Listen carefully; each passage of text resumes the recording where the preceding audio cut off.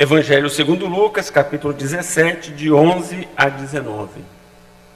Diz o texto bíblico: de caminho para Jerusalém, passava Jesus pelo meio de Samaria e da Galileia.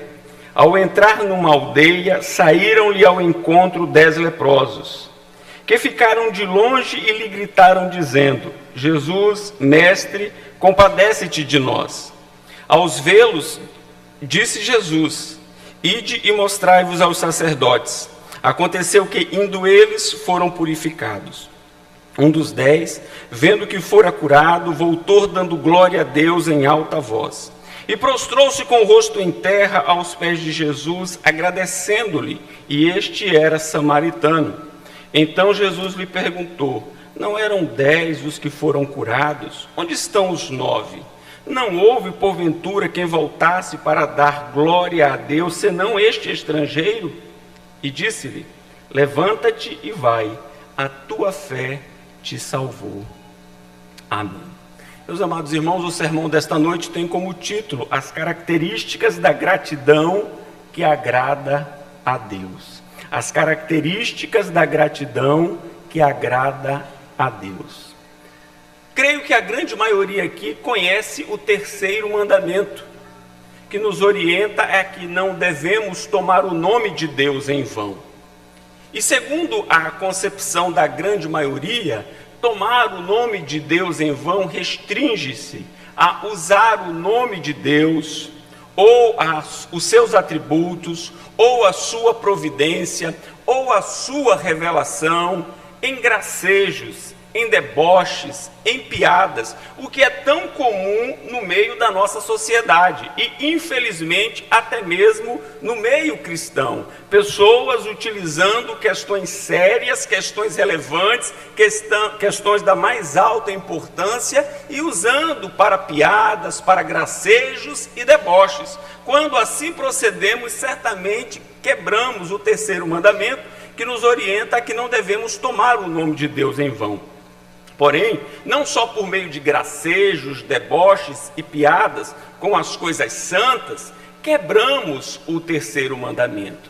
Quando nós também falamos a respeito da vida cristã e não procedemos conforme a palavra de Deus requer, também quebramos o terceiro mandamento.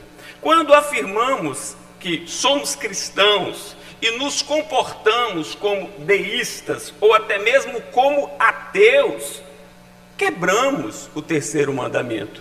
Quando afirmamos que somos santos e nos portamos como ímpios, quebramos o terceiro mandamento. Ou seja, quando há um descompasso entre a nossa profissão de fé e a nossa vida prática, quando a nossa vida prática não está alinhada com as palavras que nós proferimos com respeito à vida cristã, então nós também quebramos o terceiro mandamento, que diz que o nome de Deus não deve ser tomado em vão. Dentro deste segundo aspecto, de falar uma coisa e fazer outra, o texto que acabamos de ler tem muito a nos ensinar, pois é corriqueiro, é comum na prática do cidadão brasileiro, seja ele qual o credo que ele venha a confessar, e não é estranho nem alheio no meio evangélico, no meio cristão brasileiro, o uso da expressão graças a Deus.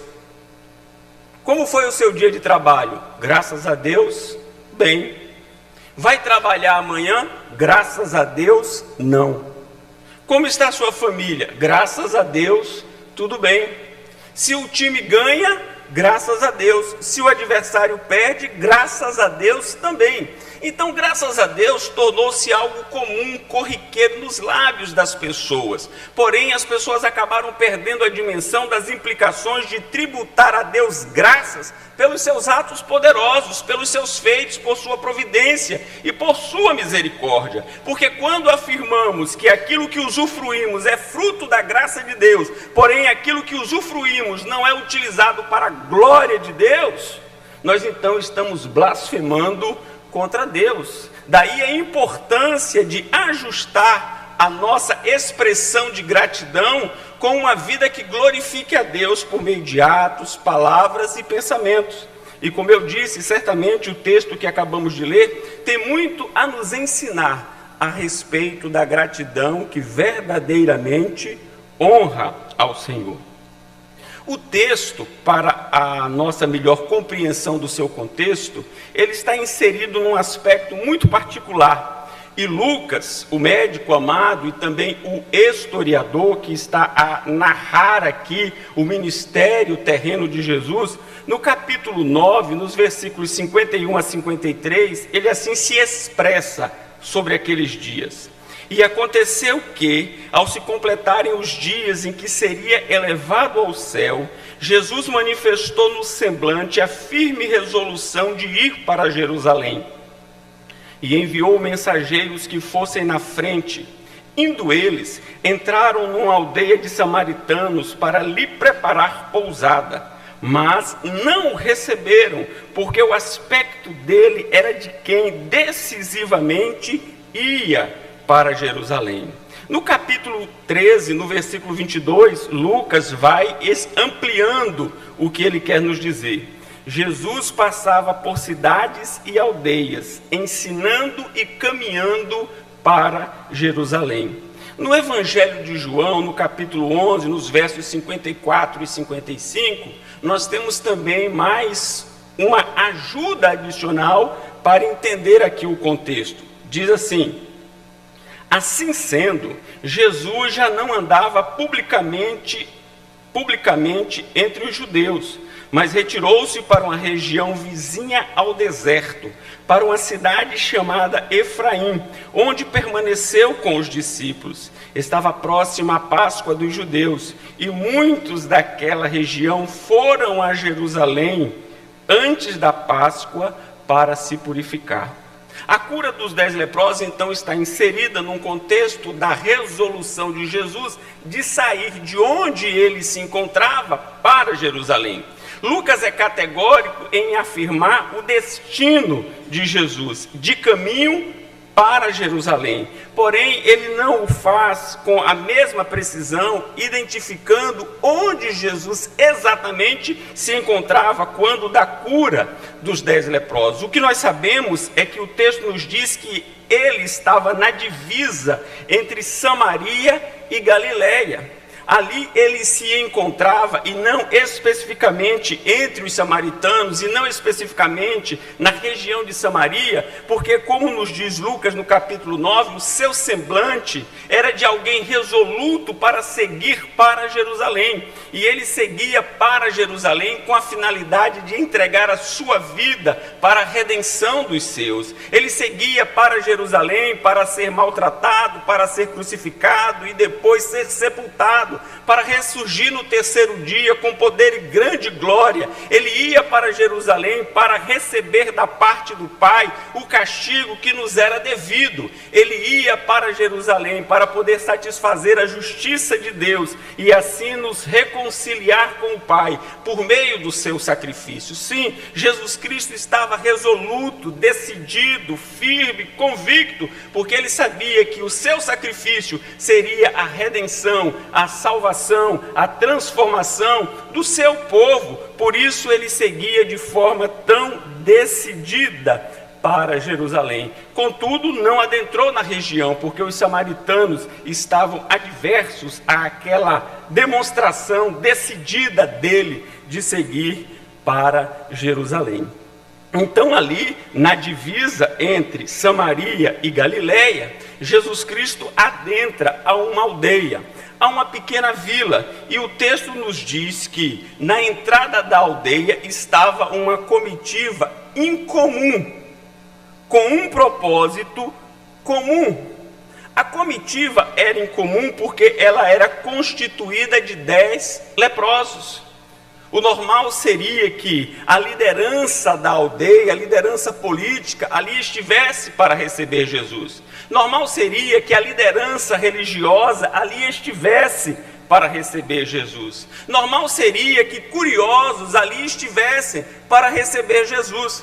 porém não percebemos a presença de curiosos, não percebemos a presença da liderança política, não percebemos a presença da liderança eclesiástica, percebemos a presença em comum de um grupo de leprosos.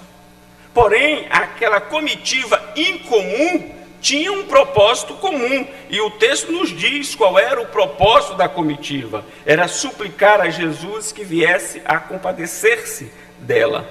Jesus, mestre, compadece-te de nós. Era o pedido comum, era o pedido de todos eles. Podemos inferir do texto que a comitiva era composta de 9 judeus e um samaritano. Um samaritano já está explícito no texto. Quanto aos judeus, podemos depreender por conta da determinação de Jesus de encaminhá-los aos sacerdotes. Se não fossem judeus, não havia por que seguirem para Jerusalém para receberem então a liberação dos sacerdotes. Agora, o que certamente chama a nossa atenção no episódio é que nós temos judeus e samaritanos juntos.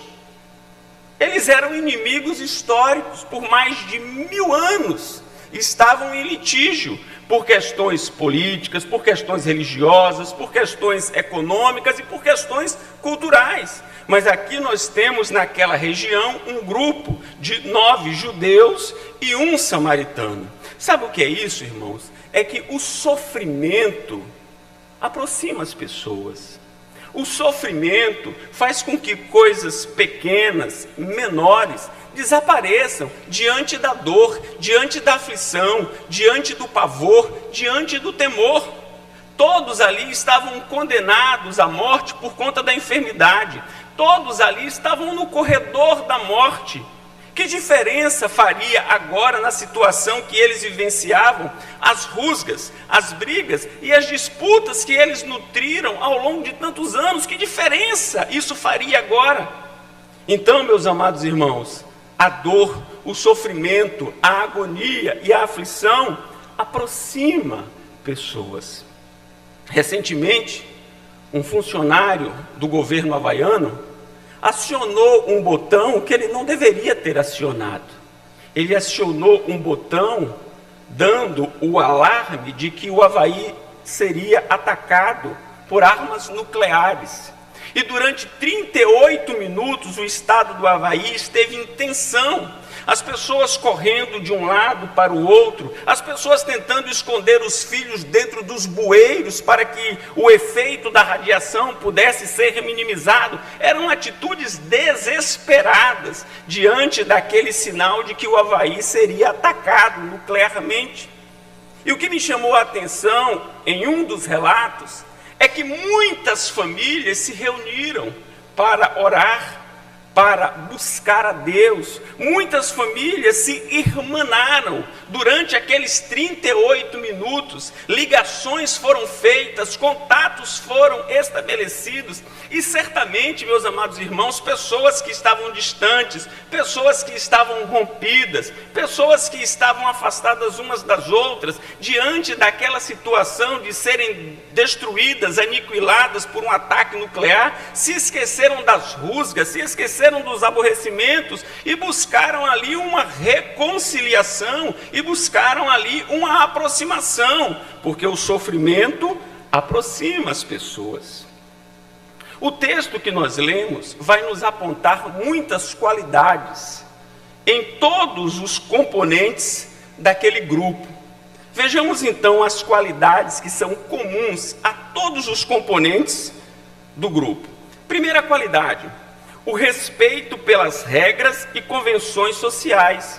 O versículo de número 13 nos diz que eles ficaram de longe.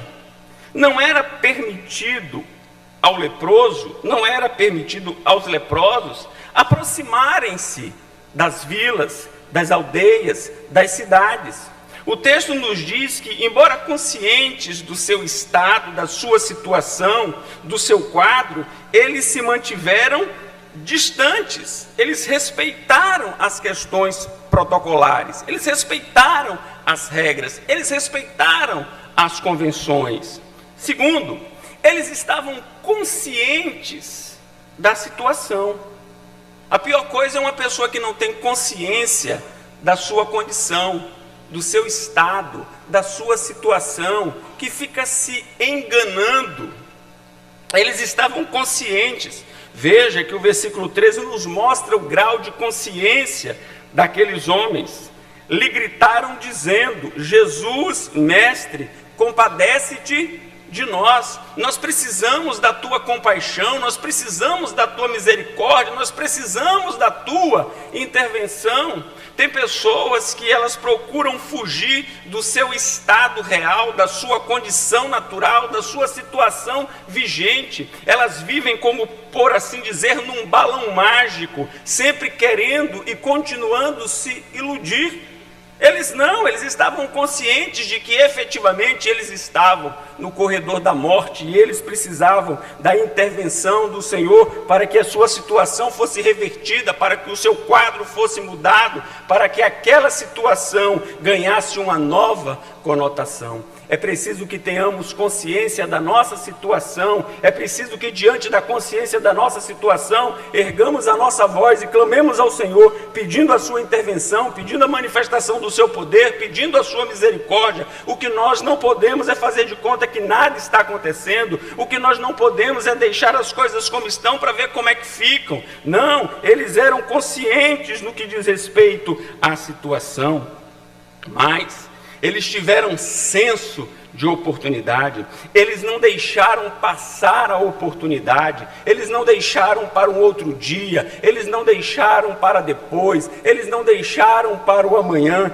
Diz-nos o texto que de caminho para Jerusalém passava Jesus pelo meio de Samaria e da Galiléia. Ao entrar numa aldeia, saíram-lhe ao encontro 10 leprosos, que ficaram de longe e lhe gritaram dizendo: Jesus, mestre, compadece-te de nós. Jesus nunca mais voltaria por ali. Ele seguia para Jerusalém para ser crucificado.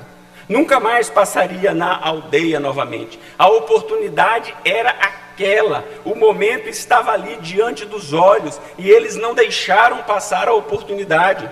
Há muitas pessoas que diante das oportunidades ficam procrastinando, ficam deixando para depois, ficam deixando para mais tarde, ficam deixando para amanhã, vão retardando uma decisão, vão retardando um posicionamento. Não, eles são dignos de elogio pelo senso de oportunidade, eles são dignos de elogio pela capacidade de entender e compreender o seu tempo. Hoje, se ouvirdes a sua voz, não endureçais o vosso coração. Hoje é o tempo oportuno, é aqui, é agora. E eles não deixaram passar a oportunidade. Mas o grupo tinha um elevado conceito a respeito da pessoa de Jesus. Veja que eles se referem a Jesus como sendo mestre.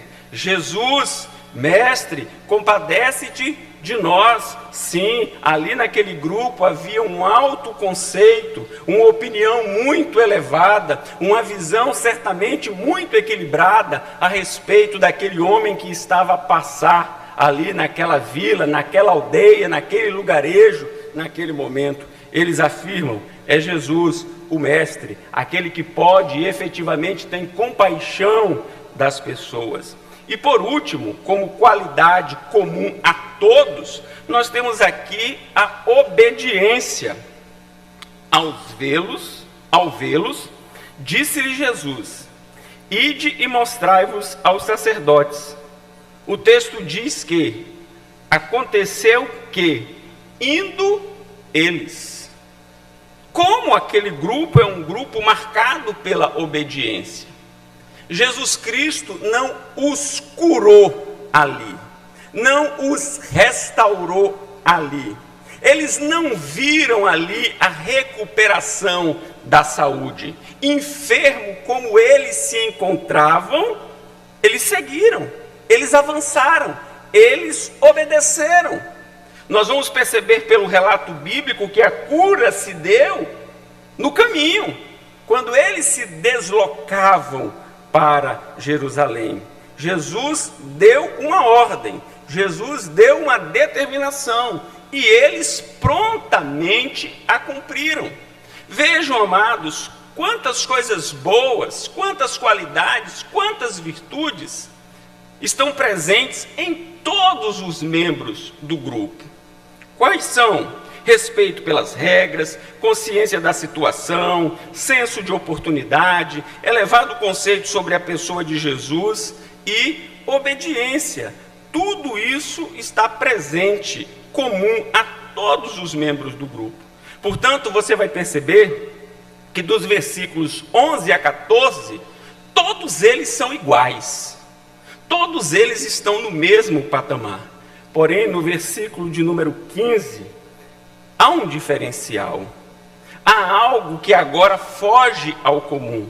O versículo 15 vai nos mostrar que um membro do grupo se destaca sobre os demais. Que algo aconteceu com um membro do grupo e não aconteceu com os demais. E é aqui, meus amados irmãos, que nós podemos ver a gratidão que efetivamente agrada a Deus. Nós podemos ver por meio dos seus atos, das suas atitudes, da sua postura, como a gratidão pode efetivamente honrar a Deus.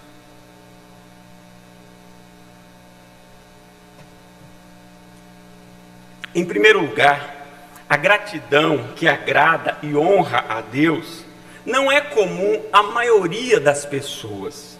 O versículo 17 traz uma pergunta: não eram 10 os que foram curados?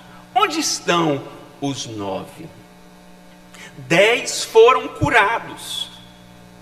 Apenas um voltou para agradecer. O versículo 15 diz: um dos 10, vendo que fora curado, voltou dando glória a Deus em alta voz, e prostrou-se com o rosto em terra aos pés de Jesus, agradecendo-lhe, e este era samaritano. Então Jesus lhe perguntou: não eram 10 os que foram curados? Onde estão os 9? A grande maioria está disposta a pedir, não a agradecer. Nós podemos perceber que a grande maioria está disposta a suplicar a Deus o seu favor, o seu auxílio, a sua misericórdia, a sua intervenção, a sua providência, a solução dos problemas. Porém, a grande maioria não está preocupada no mesmo nível, no mesmo patamar, em agradecer. Por isso a Escritura nos orienta: bendize, ó minha alma, ao Senhor, e tudo que é em mim bendiga o seu santo nome. Bendize, ó minha alma, ao Senhor, e não te esqueças de nenhum só de seus benefícios. É mais fácil pedir do que agradecer. É mais fácil estar atento a rogar do que a agradecer. Alguns até podem proferir palavras vazias e sem compromisso, como por exemplo o convencional graças a Deus.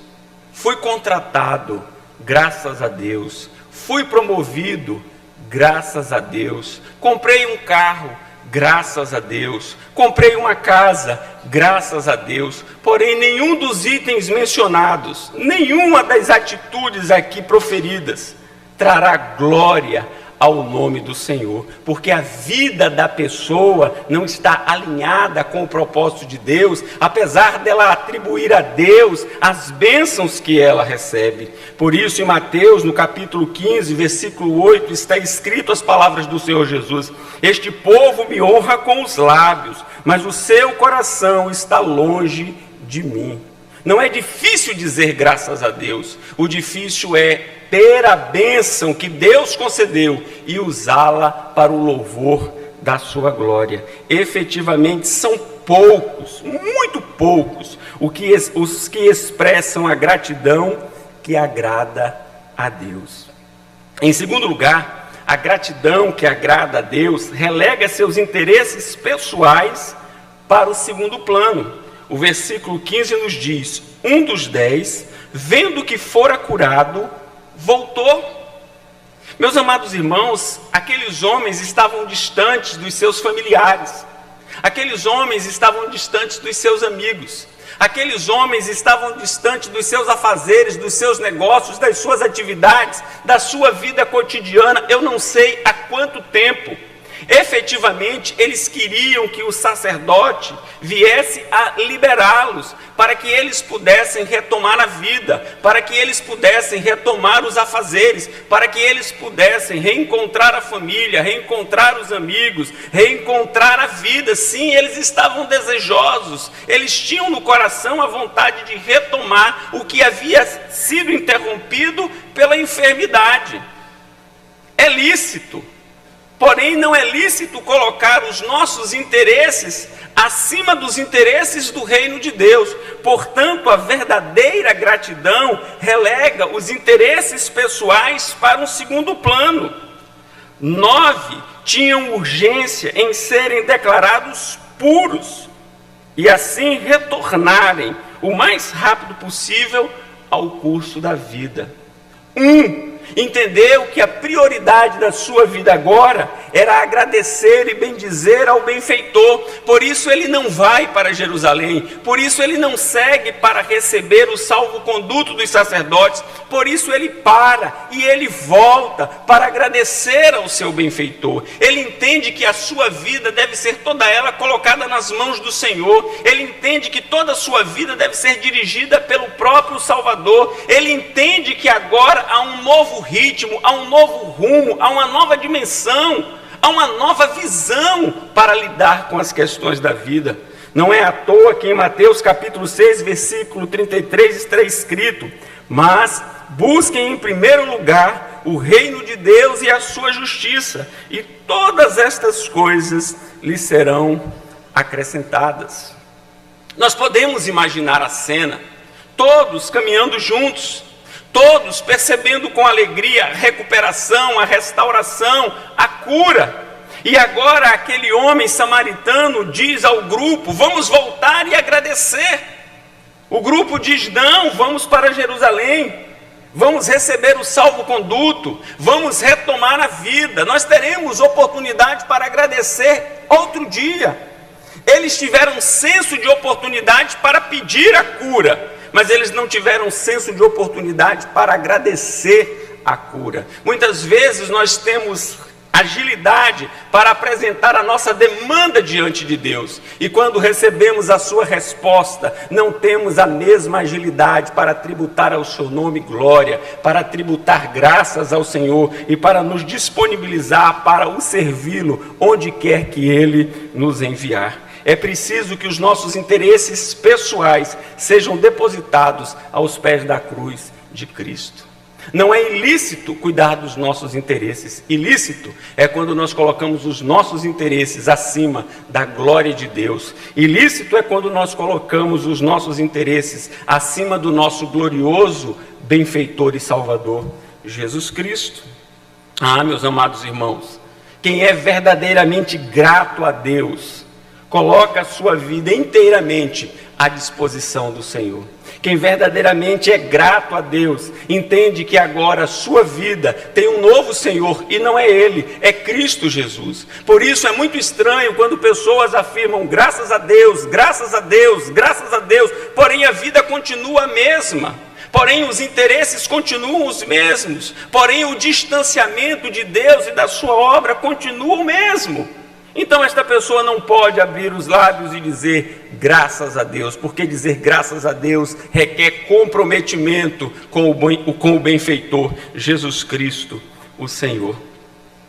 Mas há um outro elemento na gratidão que honra e agrada a Deus, é que ela é, a gratidão, companheira inseparável da humildade. Tem como companheira inseparável a humildade. Olha o que diz o versículo de número 16. E prostrou-se com o rosto em terra aos pés de Jesus, agradecendo-lhe. E aí Lucas faz questão de registrar: e este era samaritano. Quem é grato, meus amados irmãos, é humilde, porque quem é grato tem consciência de que recebeu da parte de Deus um favor imerecido. Ninguém pode ser grato verdadeiramente, conforme a Escritura nos ensina, e ser arrogante.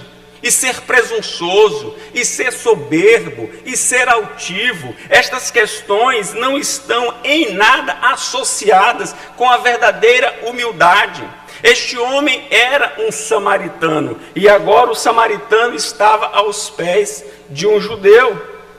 Eu disse que o sofrimento pode unir as pessoas. Sim, pode unir as pessoas, mas certamente a humildade, ela une pessoas. O que nós temos aqui dito por J.C. Ryle é o seguinte: a gratidão é uma flor que nunca vicejará de qualquer outro caule, exceto da raiz da profunda humildade. A verdadeira gratidão nasce da humildade. A verdadeira gratidão está amparada, escorada na humildade. E aqui nós temos este homem que fora curado, que fora restabelecido, que fora restaurado, que teve a sua saúde devolvida, prostrado com o rosto em terra aos pés de Jesus. Ele não se achou por digno de lhe oferecer um ósculo santo. Ele não se achou por digno de lhe estender a mão. Ele entendia que o seu lugar era no nível dos pés do nosso Senhor e Salvador. E ali então ele se lançou, e ali então ele mostrou toda a sua gratidão e toda a sua humildade. Se você diz que é grato e tem o nariz empinado, se você diz que é grato e fica olhando as pessoas por cima do ombro, se você diz que é grato e quase não anda, fica como que levitando, você não conhece o que é gratidão, porque a gratidão tem a humildade como a sua base, e a humildade, ela vai agregar, ela vai incluir, ela vai envolver. Lucas é categórico: prostrou-se com o rosto em terra aos pés de Jesus, agradecendo-lhe, e este era samaritano. Mas há um outro elemento, diz o texto: quem é grato supera barreiras, vence obstáculos, faz desaparecer ressentimentos, renova o interior e traz brilho ao exterior. Aquele homem era alegria, aquele homem era a demonstração plena do contentamento, do júbilo, da satisfação. Aquele homem estava completamente restaurado, mas a restauração não se limitava ao seu corpo. A restauração não era simplesmente clínica, algo maior havia acontecido na sua vida. Ele havia experimentado algo diferente, algo transcendente. Sim, meus amados irmãos, fruto desta gratidão que inunda e que invade o coração. Ah, quem dera que nós fôssemos mais gratos uns para com os outros, mais gratos, acima de tudo, para com Deus. Se nós nos lembrássemos de que Ele nos transportou do império das trevas para o reino do Filho do seu amor, certamente nós seríamos mais gratos. Certamente nós viveríamos com mais contentamento, com mais satisfação, com mais vibração, com mais brilho, porque o mais importante, Ele realizou: a nossa reconciliação com Deus. A Bíblia diz que a alma farta pisa até favos de mel. Muitas vezes nós imaginamos que a nossa salvação não é nada, é algo comum, banal, trivial, vulgar. Não, meus amados irmãos, a nossa salvação é incomum, ela é gloriosa, ela é cheia de graça, ela é cheia de misericórdia, ela é cheia de amor. Nós devemos ser gratos a Deus diuturnamente por seu grande amor que nos encontrou, seu grande amor que nos transformou, seu grande amor que nos aproximou de Deus. Ah, como nós deveríamos ser mais gratos, mais contentes, mais felizes, mais satisfeitos, porque em nós se operou o maior de todos os milagres, o novo nascimento. A gratidão que agrada, que honra a Deus, tem como base a exaltação do próprio Deus. Olha o que nos diz o versículo 15. Um dos 10, vendo que fora curado, voltou, dando glória a Deus em alta voz. Aquele homem não se conteve, aquele homem não foi comedido, aquele homem não foi polido. Ele voltou pelo caminho dando glória a Deus. Ele voltou pelo caminho anunciando em alto e bom som o que Deus efetuara na sua vida, realizara na sua existência. Ele estava contente e por isso não parava, não cessava de glorificar a Deus. Nós fomos criados para a glória de Deus. A nossa satisfação é a glória de Deus. A nossa alma só descansa na glória de Deus. Nada nos satisfaz senão Deus e sua glória. Portanto, quer comais, quer bebais, ou façais outra qualquer coisa, fazei tudo para a glória de Deus. Como é bom ver alguém glorificando a Deus. Como é edificante ver alguém tributando a Deus a glória que é devida ao seu nome. Como é contagiante estar próximo de uma pessoa que reconhece os poderosos atos de Deus na sua vida. Ele não se cala, ele não se detém, ele quer falar do que Deus fez na sua existência. Quando nós nos deparamos com pessoas que estão a murmurar, a reclamar, a lastimar, essas pessoas estão distantes e esquecidas do que Deus tem feito na sua vida, na sua existência. Nós precisamos dar glórias ao Senhor. O apóstolo Paulo afirmou: aprendi a viver contente em toda e qualquer situação, posso todas as coisas naquele que me fortalece. O apóstolo Paulo não era um super-herói. O apóstolo Paulo não era um ser angelical. O apóstolo Paulo não era um ser de outro mundo. Era um homem de carne e osso, um ser humano como nós somos. E o que Deus realizou na sua vida, também pelo seu poder e graça, pode ter realizado na nossa vida. É tempo de dar glórias a Deus, de bendizer o seu nome. Se da vida as vagas procelosas são, se com desalento julgas tudo vão, conta as muitas bênçãos, dize-as de uma vez, e verás surpreso quanto Deus já fez. Sim, a gratidão que honra a Deus relega seus interesses pessoais para o segundo plano, tem como companhia inseparável a humildade, supera barreiras, vence obstáculos, faz desaparecer ressentimentos, renova o interior e traz brilho ao exterior, e exalta a Deus. Meus amados irmãos, Lucas, que é médico, além de historiador, ele quer nos mostrar algo muito especial ao quantificar os curados. E aqui eu queria chamar a sua preciosa atenção. Em Israel, a cura de um leproso era tido como algo mais difícil do que ressuscitar um morto. Em Israel, ressuscitar um morto seria mais fácil do que curar um leproso.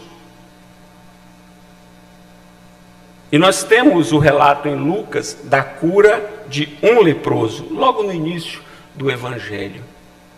Agora, Lucas faz questão de registrar que foram 10. E por que Lucas faz questão de registrar que foram 10 os leprosos? Porque Lucas quer nos mostrar a extensão e o poder do nosso Salvador. Ele não tem poder para curar apenas um. Ele tem poder para curar todos que ele assim resolver curar. E no início do seu evangelho, nós temos o relato de que Jesus tocou no leproso. Agora Jesus não tocou, agora Jesus não disse nada ao leproso no sentido da sua recuperação, senão a simples frase: ide e mostrai-vos aos sacerdotes. Nós cremos em Jesus Cristo, Filho de Deus. Nós cremos naquele que em si mesmo tem todo o poder, que não conhece nenhum limite, que não conhece nenhuma barreira, que não conhece nenhum obstáculo, que é poderoso para fazer infinitamente mais do que pedimos, pensamos e até mesmo cremos.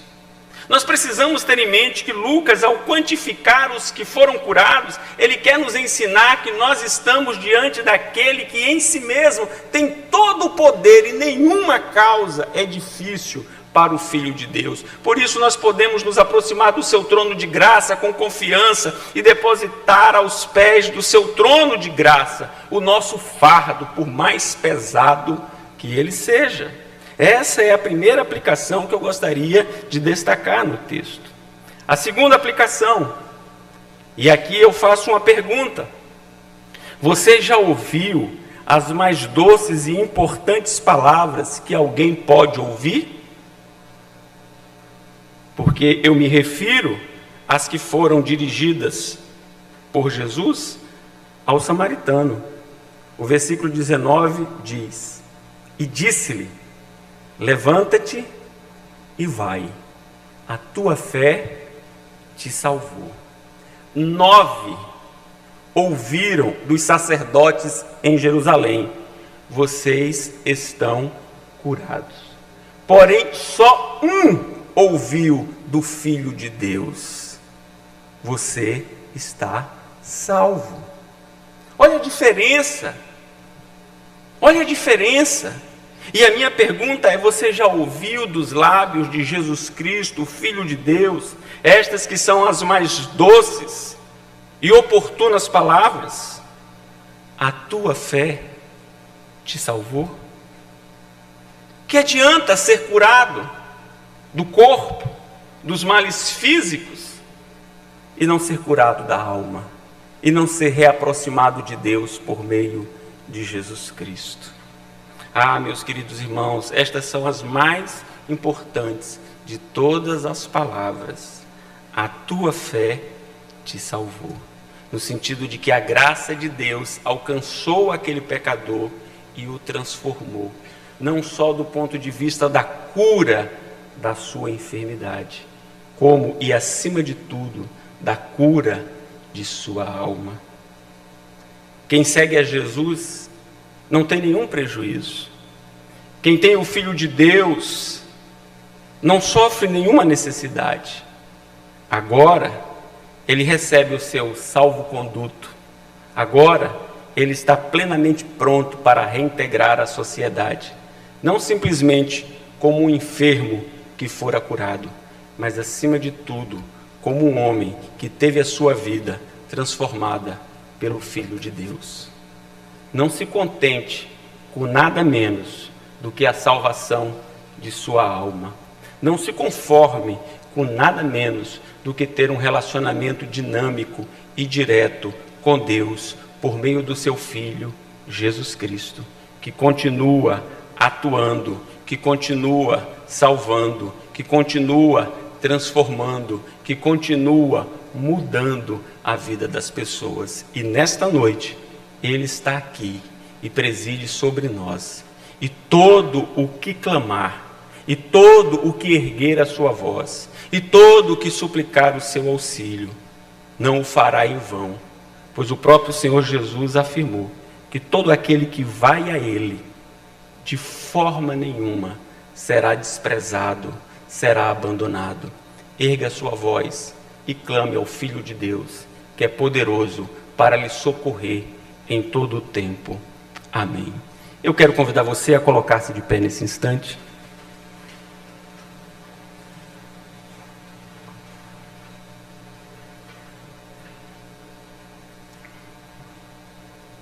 Após a oração, a bênção apostólica, e cantaremos o tríplice amém.